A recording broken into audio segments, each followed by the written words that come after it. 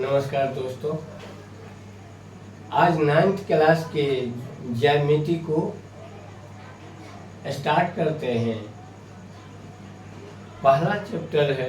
जैसे मैथ की यदि हम सारी ब्रांचों को देखें तो अपेक्षाकृत ज्यामिति का वेटेज मार्क के हिसाब से भी ज़्यादा होता है, समझने में भी थोड़ा मुश्किल है यदि आपके पास इंटेलेक्चुअल पावर या दिमाग कुछ उस ढंग का ना हो तो सबसे पहले आज हम इसकी ही शुरुआत करते हैं। 9th क्लास का ज्यामिति का पहला अध्याय क्या है? रेखाएं एवं कोण। इसको स्टार्ट करने से पहले ज्यामिति के अंदर मुख्य रूप से 4 चीजों को समझना होता है, जानकारी रखनी होती है। सबसे पहला चीज क्या होता है ज्यामिति के अंदर? अभिगृहित। अभिगृहित का मतलब होता है स्वयं सिद्धि, जो ऑलरेडी सिद्ध हो चुका है, या हम इस तरह से कहें मान लिया गया है, सर्वमान्य, सबने मिलके इस चीज को मान लिया गया है जो ऐसा होता है। तो इस चीज का यदि उसकी अंतर्गत आपको उस चीज की यदि प्रमाण खोजा जाए तो उसका मिलना लगभग मुश्किल सा होता है। ऐसे चीज को हम अभिगृहित या स्वयं सिद्धि एग्जाम कहते हैं। दूसरा होता है थ्योरम, प्रमेय।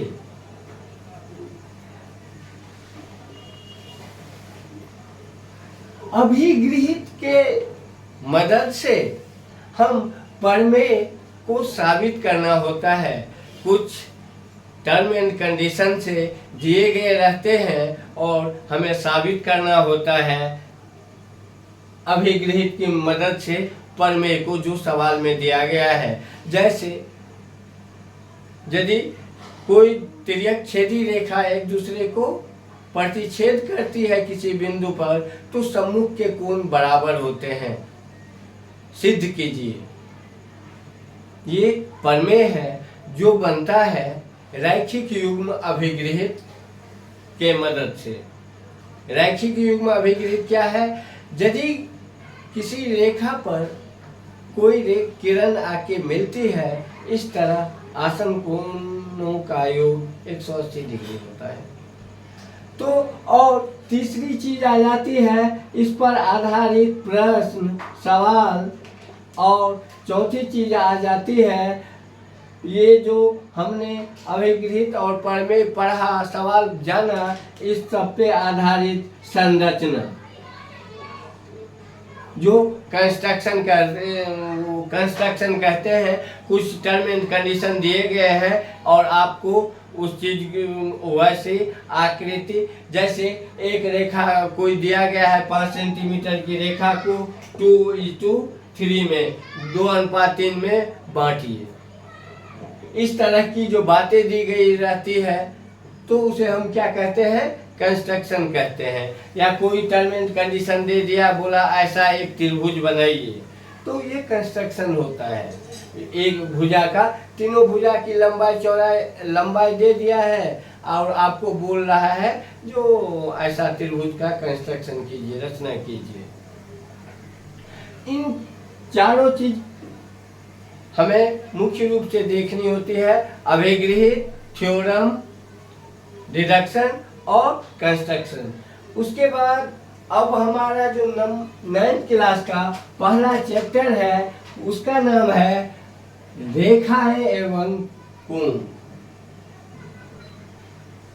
Lines and angle.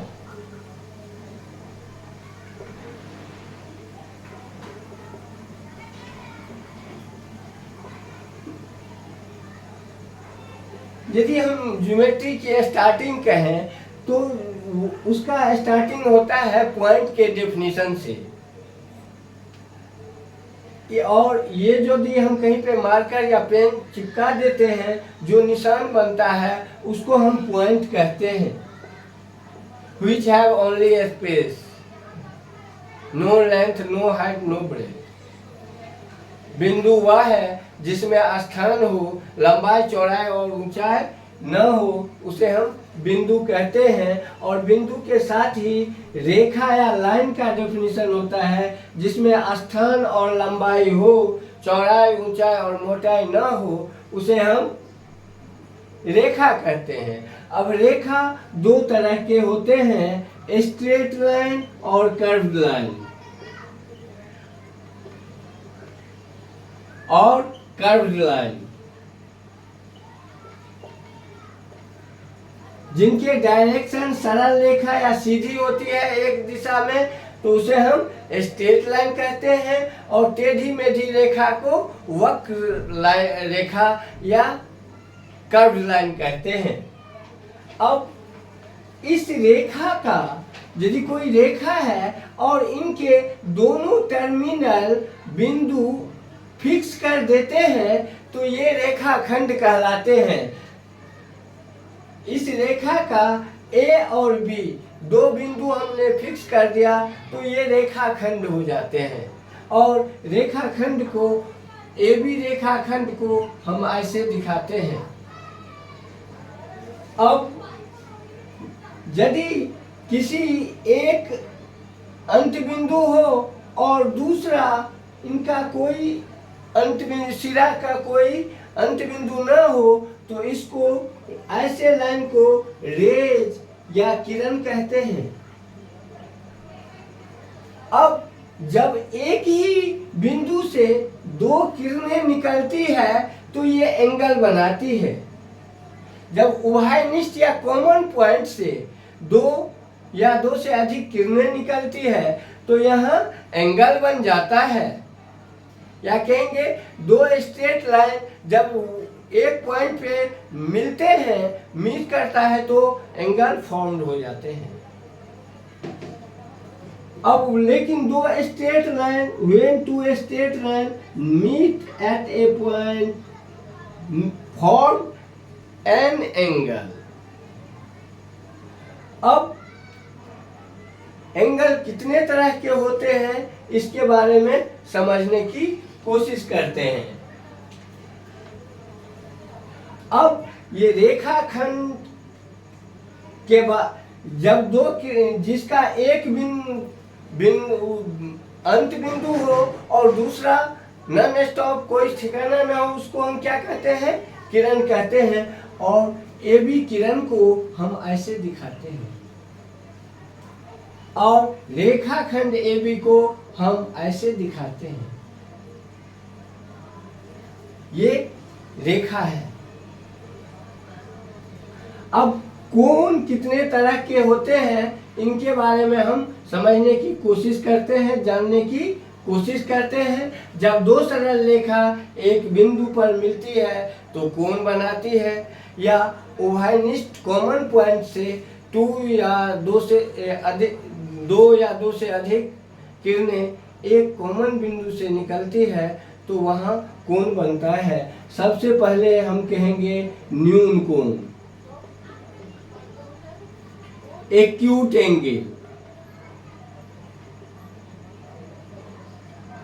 Acute angle वह कोण जिसकी माप 0 डिग्री से बड़ा होता है, ग्रेटर देन 0 और less than 90 is known as acute angle।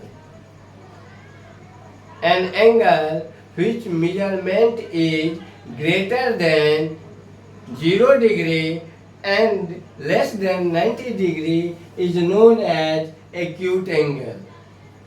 वह कोण जिसकी माप 0 डिग्री से बड़ा और 90 डिग्री से छोटा होता है उसे हम न्यून कोण कहते हैं। वह कोण जिसकी माप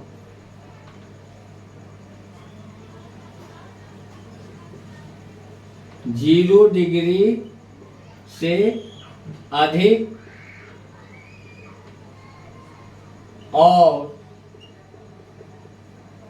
90 डिग्री से कम हो न्यून कोण कहते हैं।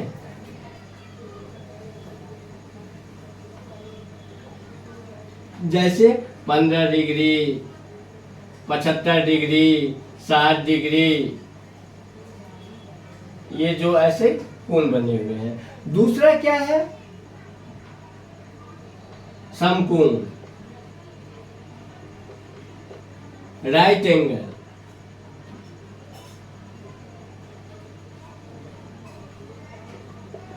वह कोण जिसकी माप 90 डिग्री होती है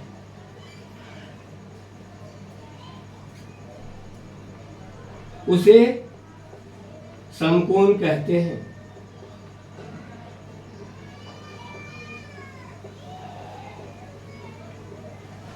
An angle which measurement is equal to 90 degree is known as right angle। अब तीसरा है obtuse angle, अधिक कोण। वह कोण जिसकी माप 90 डिग्री से बड़ा और 180 डिग्री से छोटा हो उसे हम अधिक कोण कहते हैं।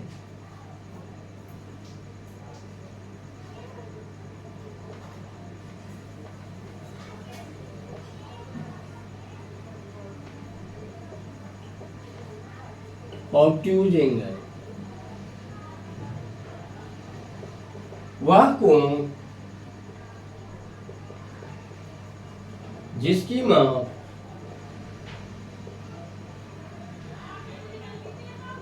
90 डिग्री से अधिक और 180 डिग्री से कम हो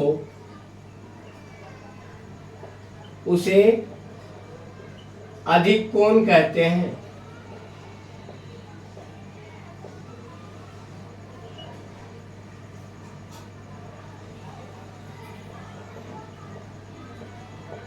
An angle which measurement is greater than 90 degree and less than 180 is known as obtuse angle। उसके बाद चौथा है ऋजु कोण।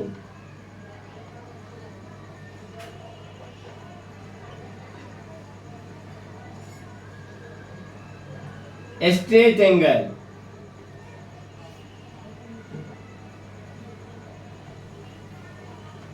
वह कोण जिसकी माप 180 डिग्री होती है उसे हम ऋजु कोण कहते हैं। An angle which measurement is equal to 180 degree is known as straight angle। वह कोण जिसकी माप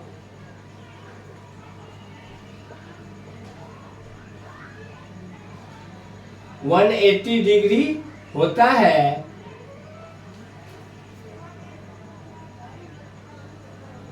उसे ऋजु कोण या स्ट्रेट एंगल कहते हैं।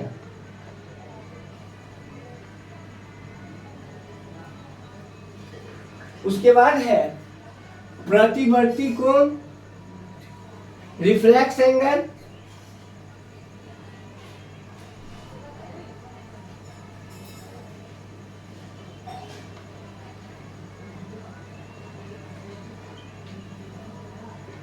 वह कोण जिसकी माप 180 डिग्री से अधिक और 360 डिग्री से कम हो प्रतिवर्ती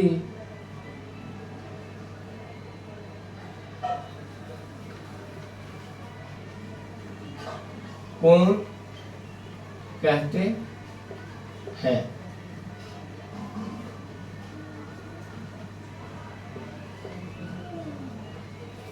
अब इससे आगे हम क्या करते हैं, दो चीज और आता है। दो कोणों का योग यदि 90 डिग्री होता है तो उसे पूरक एंगल कहते हैं या कॉम्प्लीमेंट्री एंगल कहते हैं, और दो एंगल का योग यदि 180 डिग्री होता है तो उसे सप्लीमेंट्री एंगल या संपूरक कोण कहते हैं।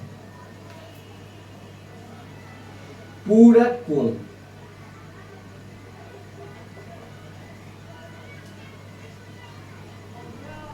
कॉम्प्लीमेंटरी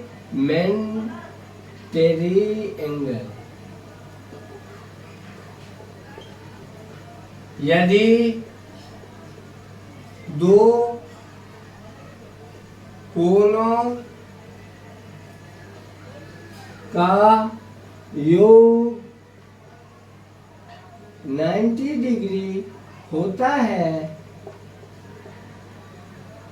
तो उसे पूरक कोण कहते हैं या कॉम्प्लीमेंट्री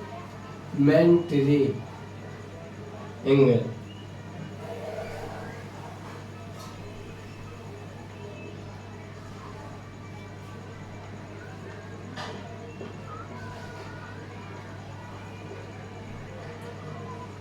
संपूरक,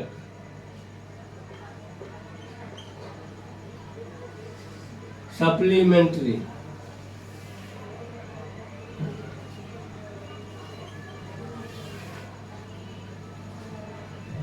यदि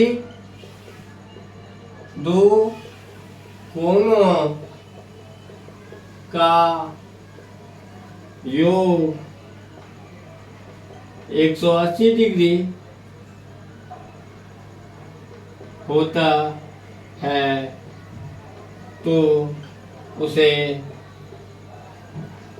संपूरक कोण कहते हैं। धन्यवाद। आज की क्लास की रिव्यू करें हम। रेखा की परिभाषा, रेखा की प्रकार, कोण के प्रकार, न्यून कोण, समकोण, अधिक